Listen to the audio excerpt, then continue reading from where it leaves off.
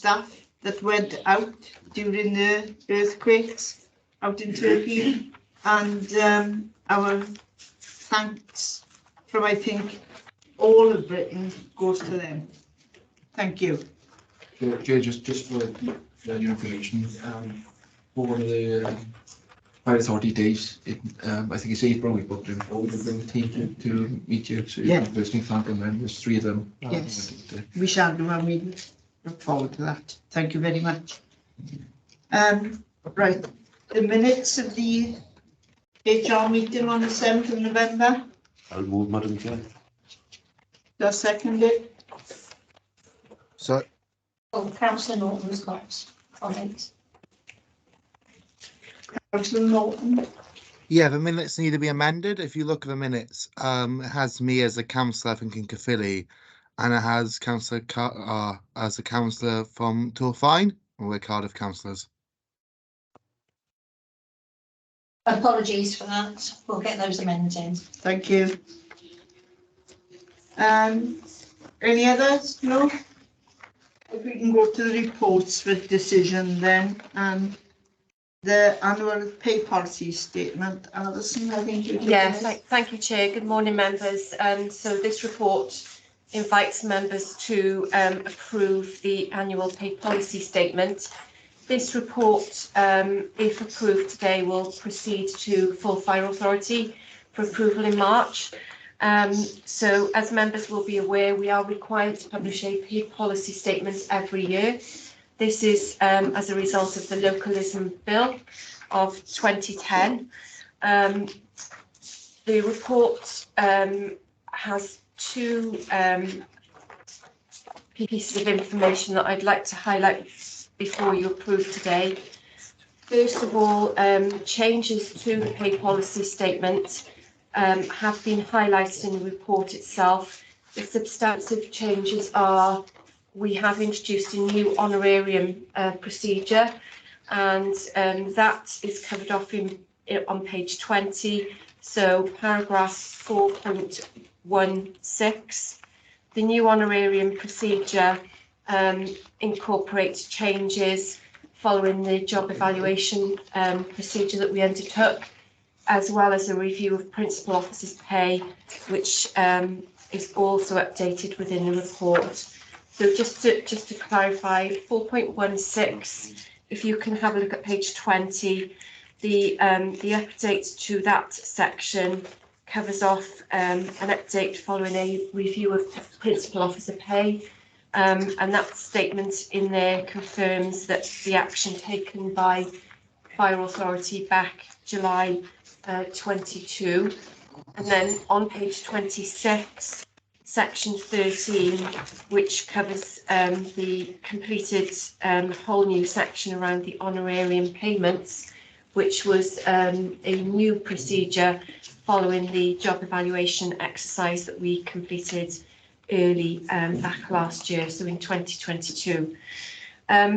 Other than that, those are the substantive changes. The report and the pay policy statement is very much standard. It's a forward-looking statement, and pretty much, unless there are any changes, we bring forward the statement year on year. The one thing that I should flag with members is that we are awaiting news of the ballot for Grey Book staff. So we will have news probably in the next week or so in terms of whether the pay offer that was presented to FBU members has or has not been accepted. Once there is news on that, we will of course need to update the salary details that are attached to the pay policy statement. So in the appendices, what you will see, some of the last updates for some of our Grey Book colleagues, so in particular highlighting page 32, were last updated in July 2021. Unfortunately, we can't update those today because we don't know the outcome of the ballot. So just to flag that those will need to be updated once we know the outcome of the ballot. So those are the key changes to the pay policy statement. What I'm seeking from members today is approval of those updates prior to presenting the report to Fire Authority at the end of March. So I'll just pause there. Happy to take any questions. Thank you. Members, any questions of? With the report. Thank you. It's moved. Seconded. Thank you. If we can go to the next item, then the gender pay gap statement report. This is also Alison. Yeah, thank you, Chair. Right, so members, as before, this is an annual report that we are required to publish. Any employer of more than 250 people is required to publish their gender pay gap report. It must be published by the end of March, and as you will see from the appendix, so the first appendix, Appendix 1, the data is captured as at 31st of March 2022. So it's a snapshot of pay data as at March of last year. What you will see for this year is quite a significant improvement in our gender pay gap. In the Appendix 1, if you look halfway down the page, the figures for last year, so you've got the mean figure and the median figure. The mean is the average, as we know, and the median is the midpoint. The figures in brackets are the figures for last year. So you will see that the average salary has reduced and has moved in the direction of females. So the gap has reduced from 15.33% down to 11.81% for the average salary figure. And the median, so the midpoint, has reduced from 15.56% down to 8.85%. So this is really good news. Our gender pay gap is moving in the right direction. In terms of what's driving that figure, what we have done in the last 2 years, and there's a report that was circulated this morning in relation to our job evaluation exercise, is, and I don't want to steal Andrew's thunder, but what we are seeing is the output of the job evaluation exercise has seen an increase in females receiving a higher rate of pay over the course of this period. So we think that's driving our gender pay gap figure. We know that we are still trying to recruit a more diverse workforce, and we know that our 2022 recruitment campaign saw 21 females coming through, which was the largest number that we've recruited in a few years. But those, we haven't realised the benefits of those females yet. They are, we're now starting to appoint them through our whole-time courses. So that's not a driver necessarily for this figure. So we think what's driving the figure is the output of the job evaluation exercise, which saw more corporate females having a higher uplift in pay than males. But we'll take you through those figures under the job evaluation report shortly. So by way of further analysis, there's an Appendix 2 to the report, which is showing you the difference in the rates. So I'm hoping you've all had a chance to read Appendix 2, but what you can see, so for example, on the very front page there, you can see, so page 47 of your papers, you can see that the female hourly rate in March 22 increased. Okay, it's by a few pennies, but there is an increase there when compared to 2021. So the green chart at the bottom of page 47, so front page of Appendix 2, is showing you that females have increased in terms of the hourly rate paid there. And looking at the male hourly rate, there's a slight decrease in males in 2022. So again, by pennies, but we think that the job evaluation exercise has driven those figures.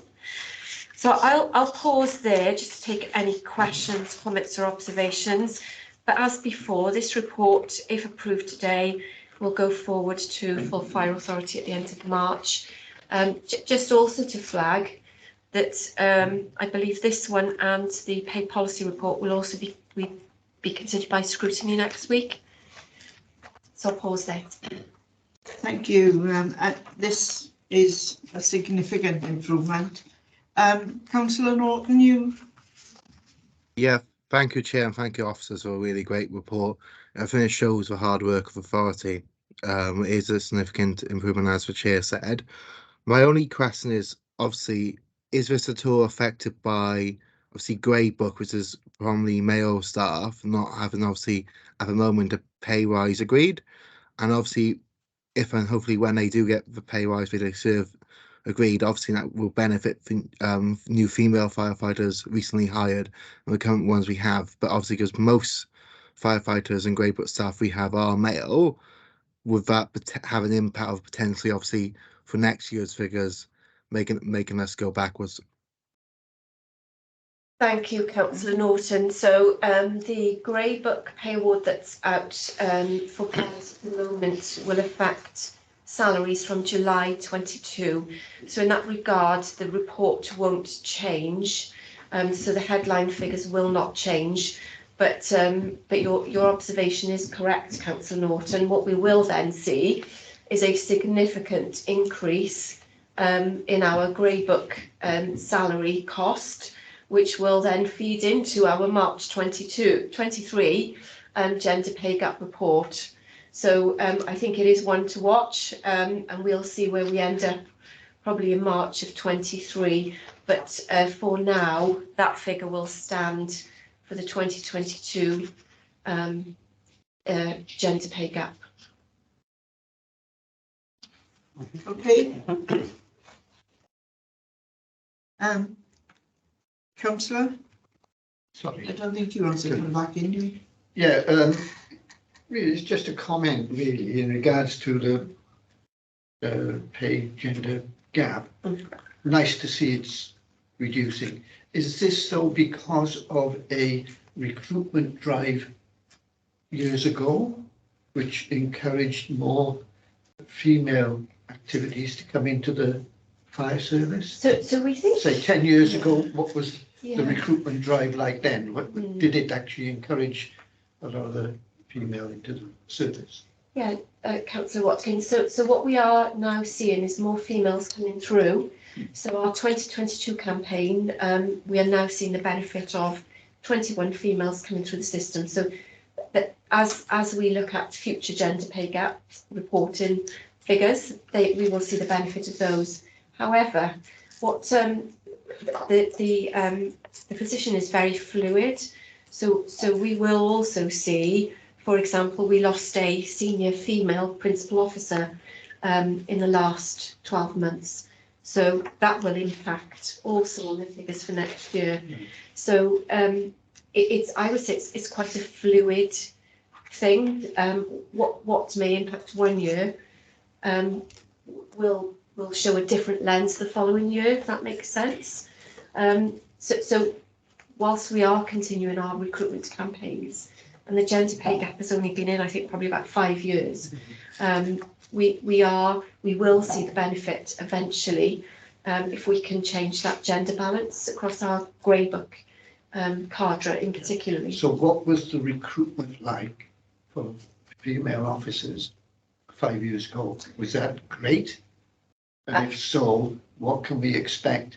As you say, it's been increased in 2022. So in 5 years' time, we're going to see that gender gap reduce again.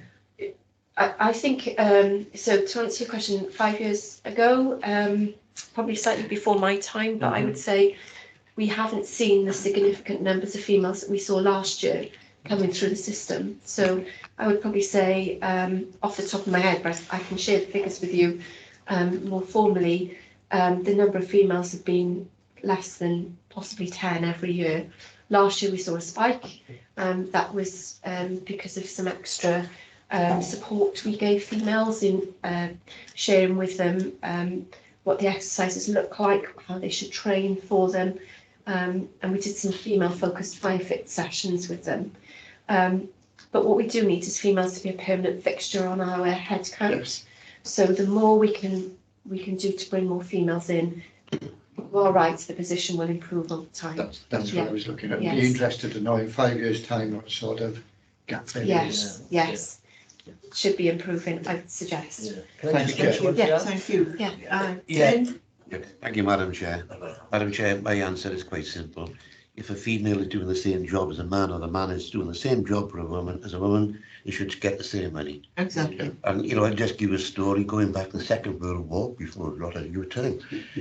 Yet when the Arsenal was in conjunction with Bridgend, 39 to 45, men were getting a hell of a lot more money doing the same job, yet women were risking their lives, and they were risking their offspring. So this is nothing new, really. As soon as it's sorted out, the better, as far as I'm concerned. Yeah. Right, thank you. I think it's worth, sorry, Chair. I think it's worth pointing out as well that certain societal changes is having an impact as well. As Alison mentioned, I think in the current pool we had, I think it was either 21 or 23 females out of 90 odd total. 5-10 years ago that would have been unheard of, but I think certain changes within society, at the moment we've got a firefighter who's joined us who formerly had a career with in football with Arsenal, and the Welsh had numerous caps as well. So I think whereby opportunities for females to take part in more physical activities, etc., they've got that level of confidence that maybe they didn't have previously to come in and actually say, I've got the physical capabilities to do this job. So there are some external influences as well, which I'd like to think is having a beneficial impact in this sense. Yes, quite right. Any other member? No? Right, thank you. Could we have somebody to move that? Madam Chair. Thank you, Lynn. Seconder? Thank you.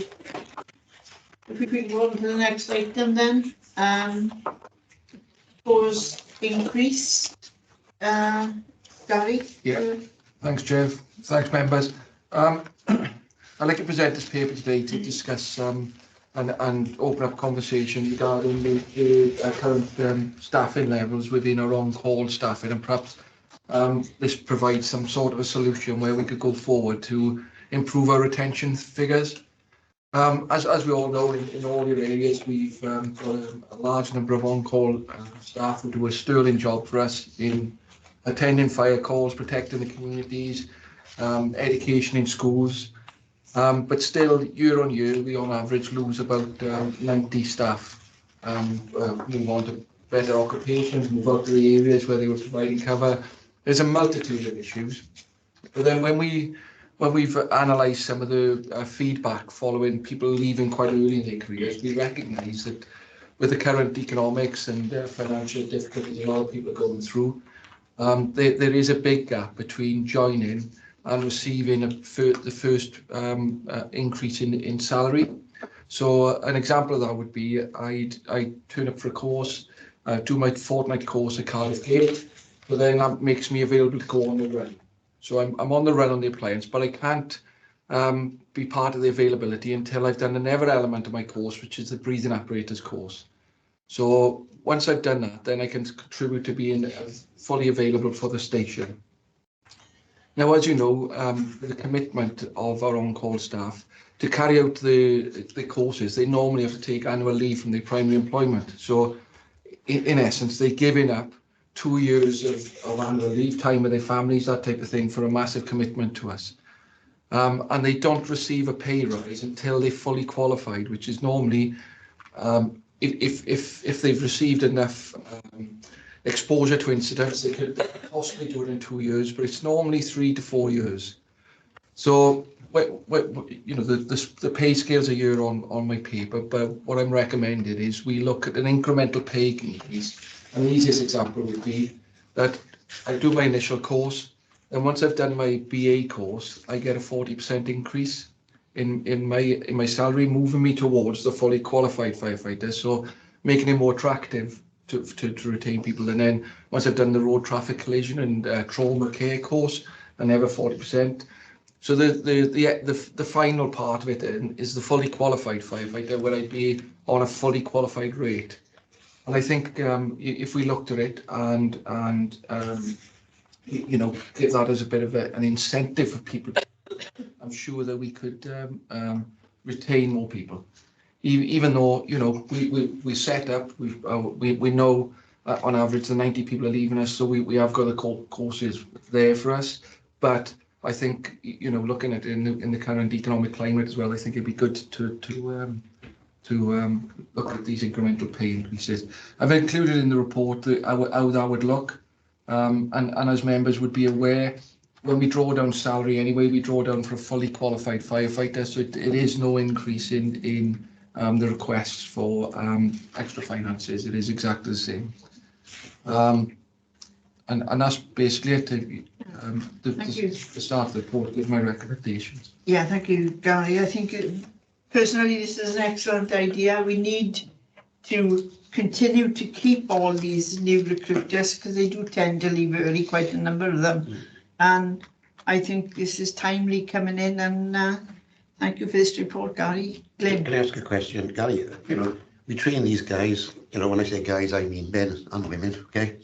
How much do we really lose? We spend a lot of money in training them, and all of a sudden, I'll be going somewhere else. So how much do we lose?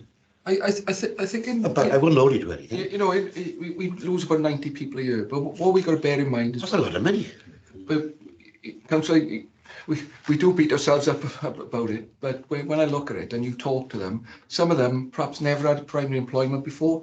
We've given them a bit of a, you know, trauma care, BAs, purpose in life, turn up on time, you know, a focus, and some of them become more employable in years. And so, you know, there's that group of people, and then there's a group of people who, you know, perhaps move out to the area because cost of living, you know, buying houses, and we also know that a lot of people commute to our cities now, Cardiff and that, for primary employment.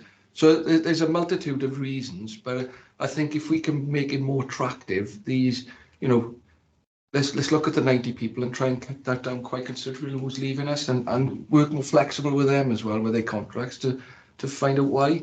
And it is a cost implication, but I think some of them to give back to society as well. Because as I see it, we got to support our bit of a logo which says investors in people. In the story. That's right. And I would support this 100%. Thank you, thank you. Any other member? Yes, Madam Chair. What percentage increase are we talking about? Well, the percentages are linked there. If you look, it's on page 54. Yeah, I got that. Yeah, so your 2-week initial BA course, there'd be a 40% increase. So that means So those percentages are increases on the cost at the moment. you're moving them towards what the 100% would be for a fully qualified firefighter, but it's just moving them through that scale at a quicker rate. So I've given up 2 weeks annual leave on my primary employment to come on a breathing apparatus initial course, quite an intense course, and then once I've qualified in that, we'd increase the salary then by 40% and so on. So really, you know, and as you can see, the salary scales there, they are quite low anyway. Yeah. I'm all in favour of it. Yeah. Any other member? I think we would all like to, when we've taken on extra courses, be paid, so let's be fair and equal to everybody else. So, can you move that? Can I have a seconder for that? I'll second that. Yes, Chair. Thank you. Thank you. If we can go on to the next report then, the people plan. Yeah, thank you, Chair. So this is a new report that we've started to bring to child equalities on an annual basis. The report itself is a bit of a snapshot of our activity against our people plan that has been in place for 2 years now. And what I've tried to do in Appendix 2 is to capture some of our activity against the people plan itself. So this is really for members' information and to give you assurance of the activity against the commitments made in the people plan.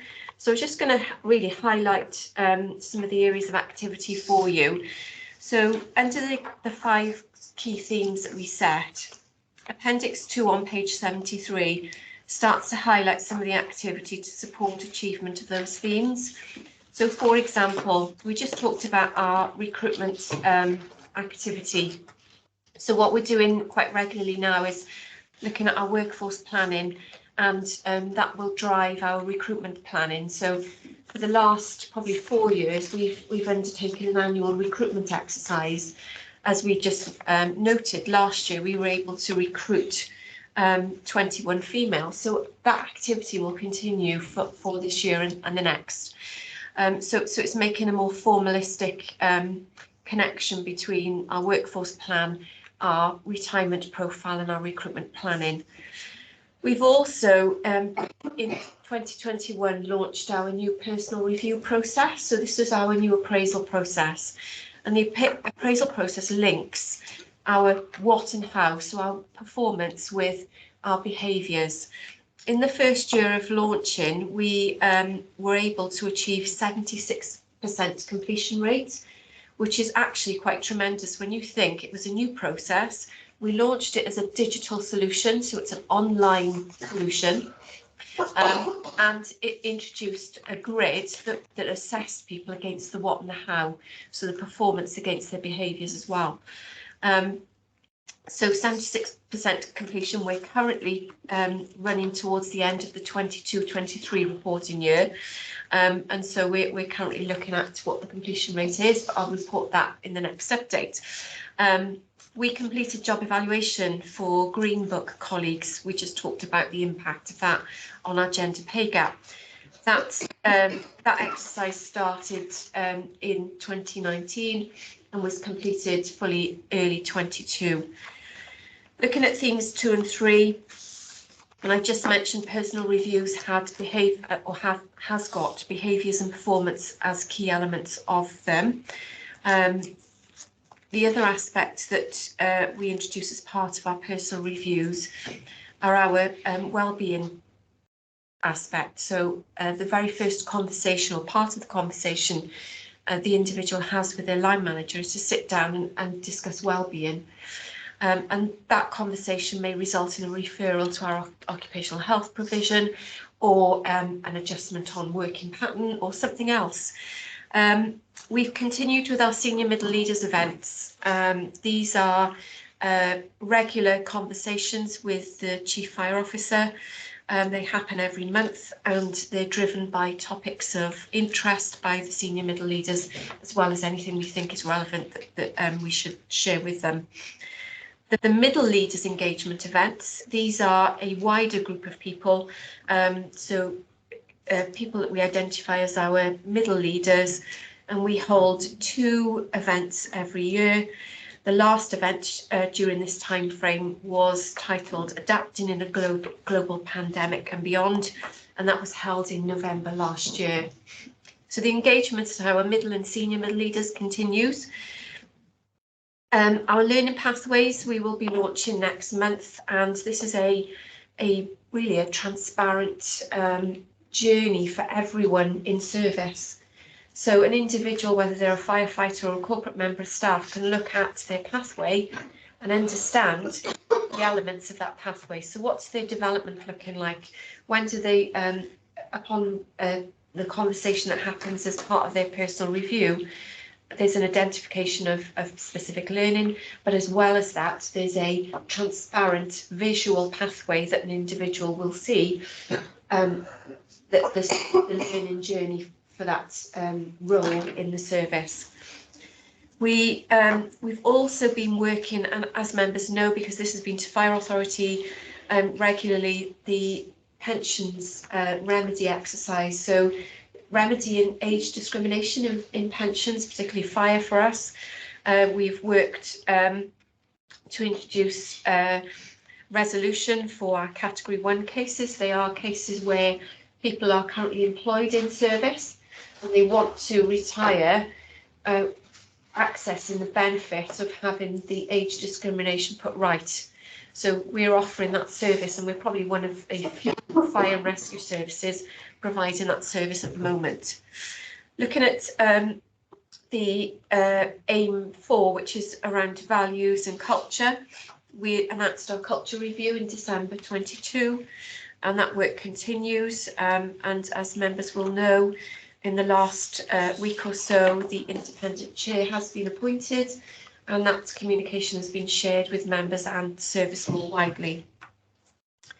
COVID appears now to be in the distant past, but the ongoing support that we provided, the standing up of our critical incident team, regular meetings around the service's response to COVID, that formed our journey throughout the period of this report. We have stood up a wellbeing delivery group, and these meet on a regular basis to support the wellbeing of our people. As I mentioned earlier, we have a full occupational health provisioning service, and that incorporates physical and mental health. We have trained around 20 family support officers, and these are people who will go out and support employees in a time of need or crisis. These were trained by an organisation called To Wish Upon a Star, which you may know of. We have continued with their upskilling, and they are playing a key role for us in service. On to theme 5, which is our HR services delivered through digital means. So we have now onboarded all roles through our recruitment process, or our e-recruitment service. We initially onboarded our grey book roles into that service. We are now recruiting all roles via an e-recruitment offer. We have, as I mentioned earlier, embedded our new PR process, personal reviews, and we introduced a new e-solution for that personal review upon inception, and that seems to be working well. Our new learning management system that will be launched next month will be done via an e-solution. So people will access their learning and development through our core HR system, and that will record training that they've done, as well as manage the sort of appointment system for that individual. And more recently, and the final update in this category, is we have taken a decision to automate our continuing professional development payments for our grey book staff, and this takes away a laborious paper filling exercise, and will now move all paper onto a digital solution. Again, that will be managed through our core system, and is a very straightforward online offer that will see payments and the whole form itself be streamlined. So just to give you a flavour of the activity against the people plan, I should also mention that we prepare on an annual basis and an all Wales basis an all Wales people development plan as well. And just to confirm that both plans are interlinked and there are synergy between the two. For those of you that have had a look at the online All Wales plan, you will see very similar themes in there. So I'll pause then, just happy to take any questions really. We brought this to HR and Equalities as a kind of assurance report for members to see the activity over the last 12 months, and hopefully you can see sort of the direction of travel and the vision and the mission that we've set ourselves, and how close we are achieving that. Any member got any questions? One question I have is how are we going to theme 5? How are we going to provide excellent HR services? So one of the things, well, as you mention it, one of the things Andrew and I have been talking about is checking that statement against our customers. So do our customers feel that our services are excellent? So watch this space. I think coming shortly will be a short questionnaire, whatever you call them in a comms world, a sort of sense check that we would like to put out to our people to really get their thoughts on our service as a HR function. So that may go some way to answering your question, Chair. Excellent. Don't say that, they want more money. Any other member? No? Right, if somebody could move, we note this then. Yeah, noted, Chair. Thank you. Second, Glenn? Yes, Chair. Oh, you are. Thank you. Councillor Ali in there. Yeah. Yeah. Right, we've got the next report then, the pension scheme. Yeah, thank you, Chair. Alison? Yeah, thank you. So once again, members, this is an annual report that comes to HR and Equals. This is because the HR and Equalities Committee are the governance route for the Welsh Government circulars on fire pensions. And so what we tend to do, Appendix 1 will share with you the circulars that have been received from Welsh Government in the last 12 months and the actions taken upon receipt of those circulars. So to give you assurance, the very latest circular that was received was a request for us to supply financial information as well as some non-financial information into Welsh Government by the 7th of November 22. Just to confirm, and it's updated there in the summary chart, that information was submitted and completed within the deadline. So it's really an assurance paper, just to give you assurance that we are responding to Welsh Government circulars on pensions. Thank you. Any member? Hello. There is quite a lot of work going into this, so is there any member? No? Could I have somebody to move that we note this report? Yeah, noted, Chair. Thank you. Ben, second. Happy to second. Thank you. If you can go to the Welsh language standards update, Andrew. Madam Chair, yes. Good morning, members. Sorry about the croaky voice. Seems to be a number of us struggling at the moment. Shouting the telly on Saturday. There's plenty to shout about. But yeah, good morning, members. Just a quick update on where we are in terms of the Welsh language standards. You'll be aware that as a public body, we have an obligation to support the Welsh language, the culture, not only the culture, but the Welsh language and the opportunities for individuals to learn the language as well. You'll be aware that we've got a total of 150 standards, and for those longer standing members, you'll be familiar with this traffic light system that's indicated on the report. Just a quick update on some recent developments. There's been a questionnaire recently for public bodies submitted by the Welsh Language Commissioner's Office. So I think you'll find there's changes there, given the nature of the questions they were asking. I think there'll be some changes and some direction in terms of how we promulgate the Welsh language going forward. So we're awaiting those changes.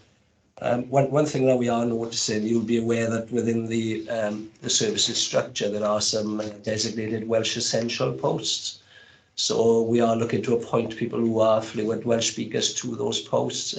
We've had some real struggles in recent months to do so. The employment market is quite strange at the moment.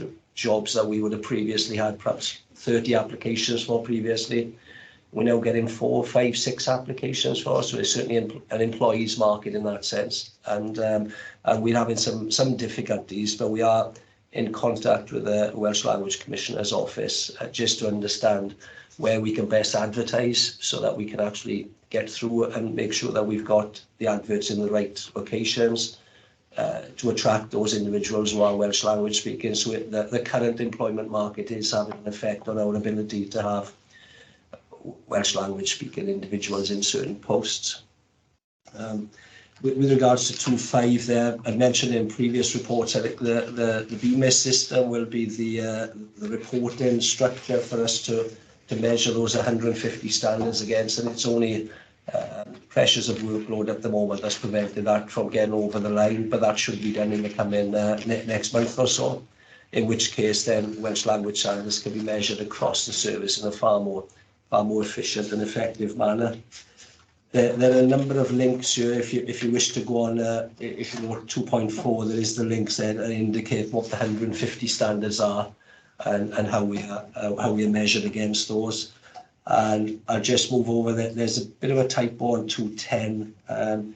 It talks about the flow chart being provided to staff You heard Alison mention the core HR system. There is an actual page on there whereby employees can indicate their ability or otherwise to speak Welsh, understand written Welsh, etc.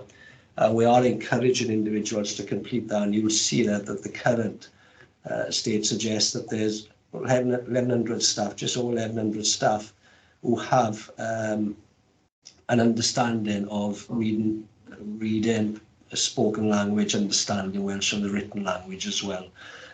Even though there's 1,100 there in total, some of those may understand written and spoken, so there is a duplication there, so it's probably not 1,100 employees as such, but there are in the region of just over, well, almost 300 against each of those language skills levels categories.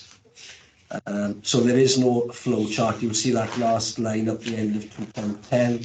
An instructional flow chart has been designed to assist them, but I didn't think to attach that, so there isn't a flow chart provided. So in essence, if you look on our website, there's a lot of documentation on there around Welsh language. There's some indication here of the amount of translation we undertake. We've got 1.5 Welsh translators who are constantly occupied in translating existing and new documentation for the service.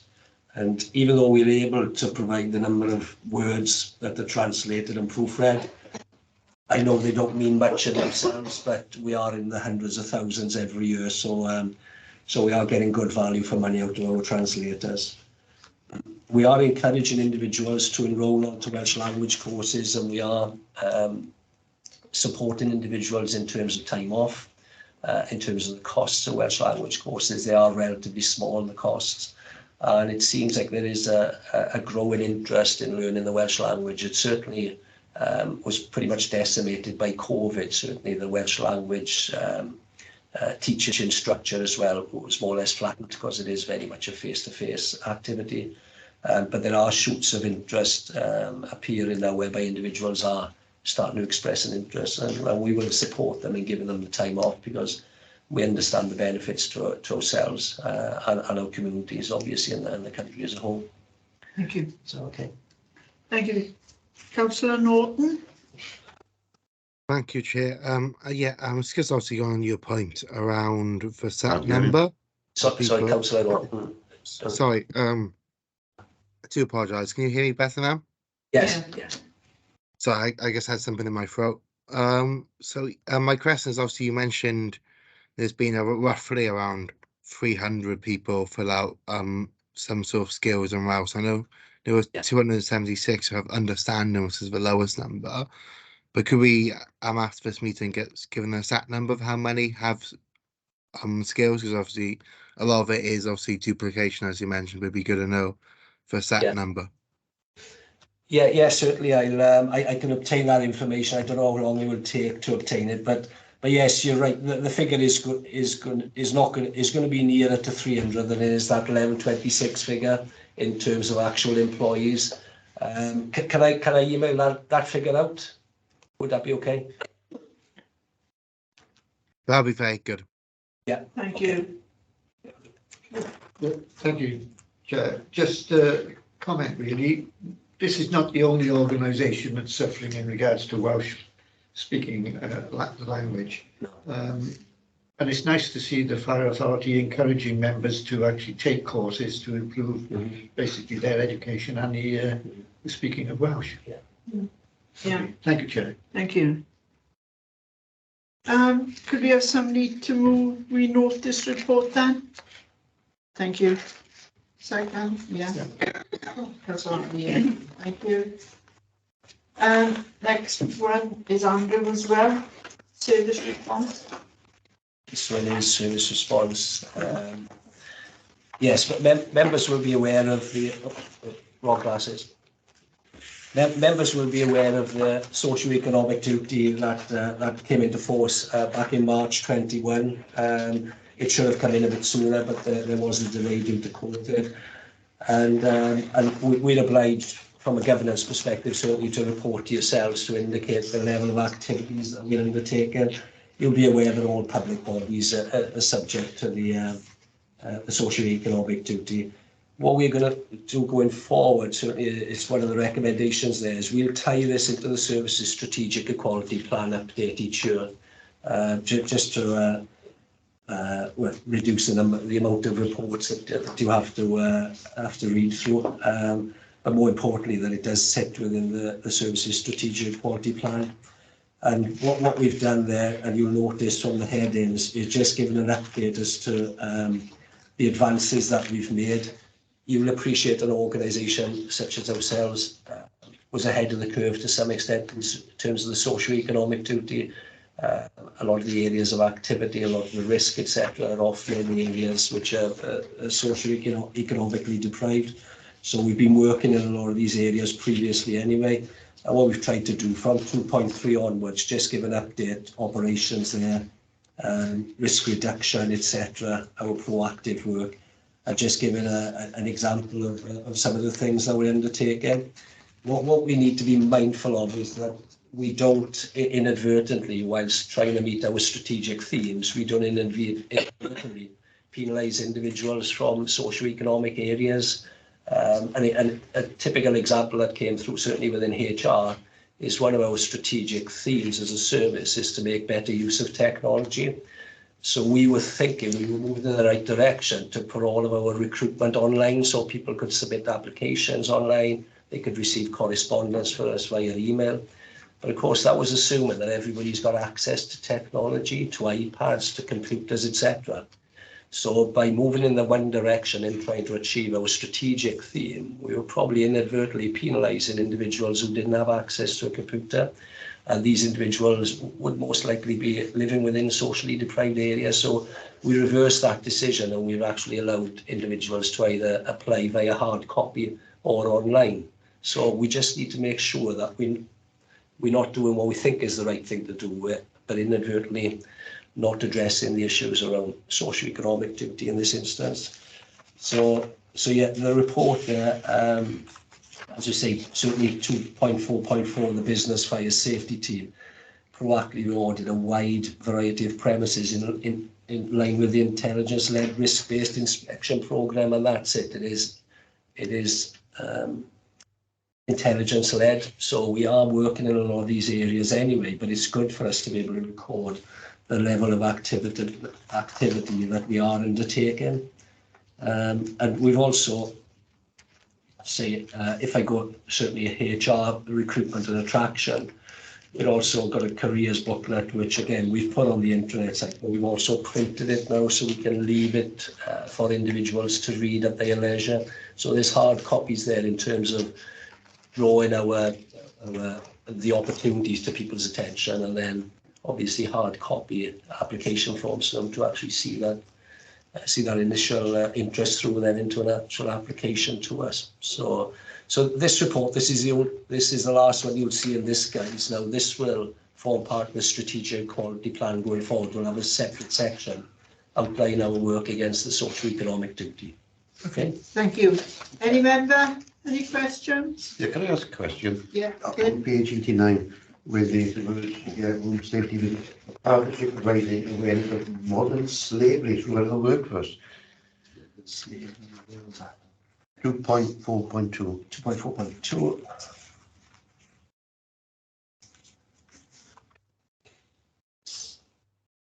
What is meant by? Yes. Modern slavery, there is legislation requiring public bodies to indicate their stance against modern slavery. We tend to only see it when it comes through in the press, sometimes when an individual has been locked up and made to work for nothing for a number of years, etc. So we as organisations are doing our best to ensure that that activity doesn't take place under our noses, if you like. So you'll see more and more organisations, private and public sector, who will have a modern slavery statement against it, just showing your support, if you like, as an organisation, and ensuring that you can do what you can. And if you see what could be perceived as modern slavery, that you report it to the relevant bodies. Okay. Okay. Dan? Thank you, Chair. Yeah, so my question's on 2 points on page 90, 2.62. Obviously, you mentioned that applications have gone down slightly for more deprived areas, but you've mentioned they've gone up in areas like Cardiff.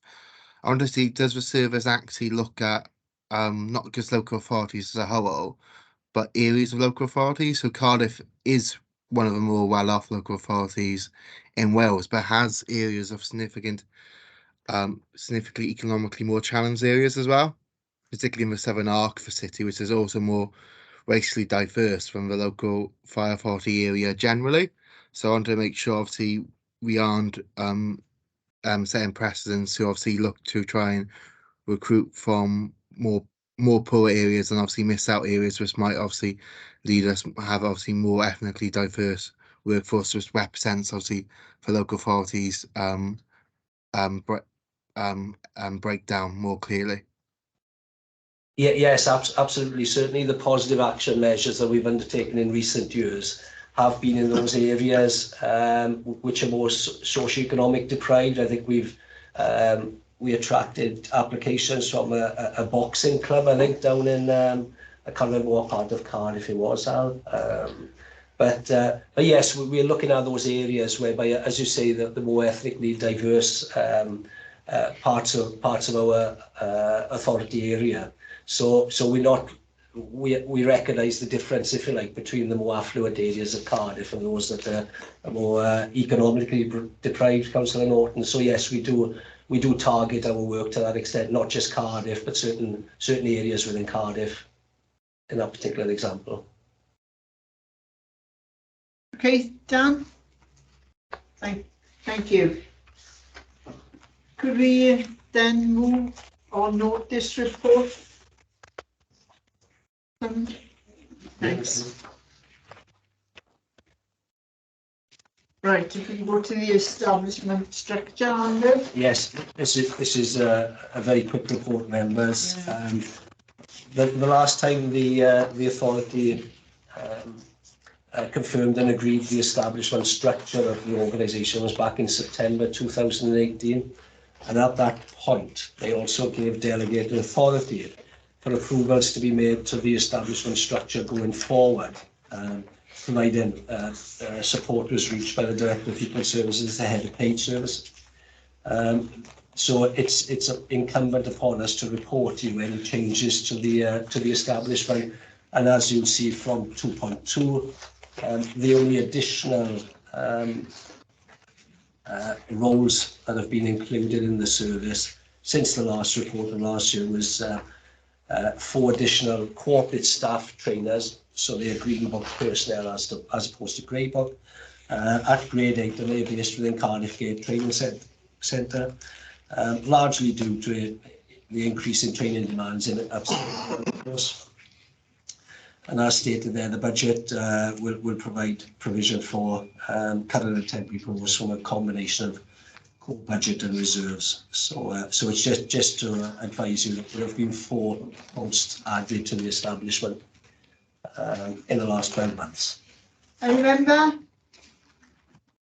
Okay, thank you. Can somebody we note that? Yeah, we noted, Chair. Thank you. If we can go to the next item then, which is under. Yes, this is the outcome and implementation of the job evaluation. Members may recall we brought a report to the HR and Equalities and Full Fire Authority last year to give an update on where we were in terms of job evaluation. Just to give a general overview, the last time we undertook job evaluation within this organisation was back in 2002, 2003. So it was overdue undertaking this activity. And as the summary says there, we commenced in 2020, concluded in 2022. We didn't expect it to take that long, but obviously COVID had a significant impact in terms of our ability to meet with and interview post holders. I think you'll all be aware, certainly those who have had any experience within job evaluation processes, it can be quite a destabilising activity in terms of staff morale, etc., staff concerns. We were mindful of that. We maintained contact with staff continually throughout the process, just to ensure they were they were familiar with what was being undertaken. And 1.2 there, just to give you a flavour for the size of it, it focused on 227 posts in total. And they were filled by a total of 304 individuals. So there are obviously some what we termed bucket posts, whereby you may have 4 of one post or 5 or 6 of another. So 227 posts, 304 people. And I'd emphasise that this was for Green Book personnel. So Grey Book operational personnel weren't included in this activity. And then 4.5, the exercise we've undertaken in scoring jobs, etc., was the first phase of a 3-phase approach. We will be looking at on-call allowances next, and then we'll be looking at a review of job titles to make sure there's some consistency, to make sure they're appropriate in terms of job markets, etc., etc., so people understand exactly what post, not only the post they're occupying, but people are looking at the job titles that they're potentially applying for. That work will be undertaken in 23-24. If I could draw your attention to 2.1, the initial implementation of the outcome affected a pay of 28.43% people. So almost 3 people in 10 were affected in some shape or other. And if you flip over to the next page, then you'll see the breakdown then of the impact of the initial stage of job evaluation.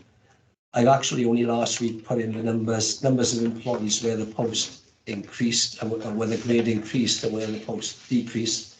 And you'll see that out of the 58, 43 were female and 15 were male of those that increased. So there was a significant number of females. And I know Alison mentioned it earlier, the unintended but pleasing consequence of that being the reduction, or being partly responsible for the reduction in the gender pay gap, which was good to see.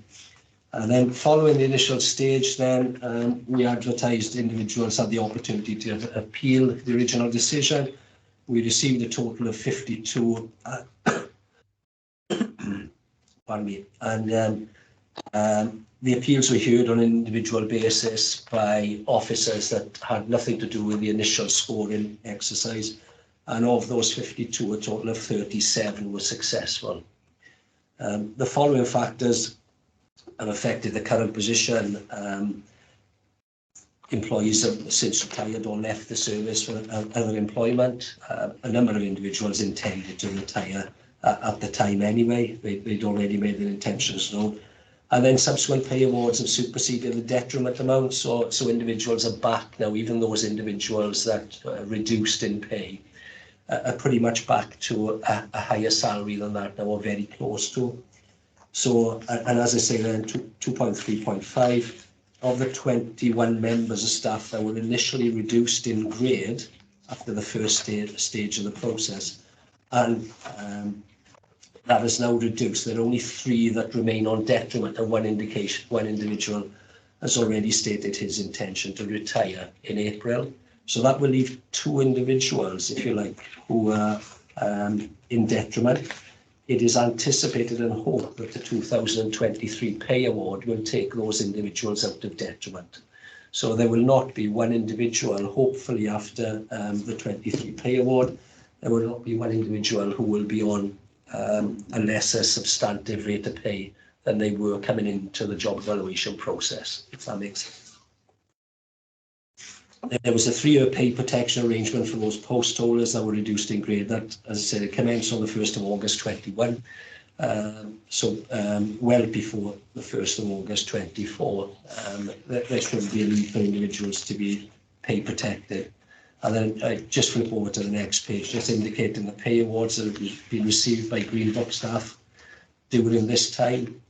And then finally, recruitment opportunities. Certainly all individuals that were on detriment were given priority consideration for appointment into vacant posts. That would have been at the grade that they were on prior to reducing in grade. So the 2 individuals that we'll have left are still receiving priority consideration as we speak for any post that become vacant. This report, then, I just want to provide it to yourselves in the first instance, but this report will go into full fire authority next month. That will hopefully sign off certainly the first stage of the job evaluation process, and we'll report on the activities of the other two phases as and when they are undertaken. But I'll pause at that stage if anyone has any questions. Thank you, Andrew. Yeah. Any members, any questions? No? Oh, Dan? Sorry, yes, me again, Chair. My only question on this issue is obviously I welcome obviously the work done, and if I hopefully no staff will in the end be worse off when the review began. My only concern is obviously a large number of appeals were successful. Yes. So my only concern is obviously what lessons have we learned? So when we do obviously something like this again in the future, obviously people won't have to go to the appeals and so in that high numbers to get obviously the correct outcome, so we can get the correct outcome in the first instance. Because I think it is quite worrying that obviously of the 21 people who were worse off who appealed, all but 3 have appeals accepted. So I think that is slightly concerning. Yeah, good point, Councillor Norton. Of the 21, even though there are 3 left now, a number of them have found other employment or retired as well. So they haven't all been successful on appeals, if you like. Some exited the organisation or found higher graded posts within the organisation. We have, as I say, it was almost 20 years ago prior to the last time we run this process. So we have actually drafted a report, internal report for us in terms of lessons learned, so that going forward, these lessons are, stipulated for individuals to, whoever it is that runs the next process will have an understanding of what the learning opportunities were from this process. Certainly speaking, personally, whereas I sat on 1 or 2 of the appeals, there was nothing quite like listening to the individual talking to you and getting under the skin of what their job actually entails. And it may be that because of the unique nature of some of the jobs that we have within the organisation, it isn't fully recognised within the local government job evaluation process, which is, as we're all aware, it covers millions of post holders across the UK. So by its very nature, it has a generic aspect to it. And I think, listening to individuals here telling us of the experiences they have when they're going into some of the prison-based programs and some of the behaviours they witness, etc., it was difficult for that to come across during the initial, very black and white questioning stages. So I think there's that aspect of it. Certainly those jobs that are quite specialist in nature, I think that's why they probably became successful at appeal, because they were able to give you a far greater understanding than the initial Q&A process allowed for, if that makes sense. But it's absolutely a good point you raised, Councillor Norton, and one that we were mindful of. We certainly didn't expect out of 50, what was the figure? Out of the 52 appeals, if you had said at the outset 37 would have been successful, I'd have been quite shocked at that, because we thought the initial process was run very fairly, very equitably. But it was only when you had the post holder sat in front of you, we realised there was this bit of a gap, if you like, in our understanding. Okay, Dan? Thank you. Any other member? Somebody move we notice then? Thanks. Next one. Yeah, thank you, Chair. So this report is quite straightforward, and this will be fed into the Fire Authority meeting at the end of March. And what it aims to do is capture the activity undertaken by HR and Equalities in the last 12 months. So it is essentially a lift of our activity, looking at all the reports we've discussed and considered and made decisions on over the last 12 months. So Appendix 1 focuses specifically on the HR side of the house. And Appendix 2 focuses on the training side, so investors in people and the activities at Cardiff Gate and our apprenticeship schemes. So quite straightforward. It is for information, but as I say, it will be pushed into full fire authority at the end of March. So these are all the reports that HR have. I'm not expecting that page to be blank. It's been a busy year. Thank you. Any member on that? No, we're happy to note that and accept that. Okay, thank you. The forward work programme, I think, any questions on that? No? No? Okay, thank you. And any terms of business? No? Nothing? Nothing else? No? No member? Okay, thank you members for your attendance. Thank you, See- Chair.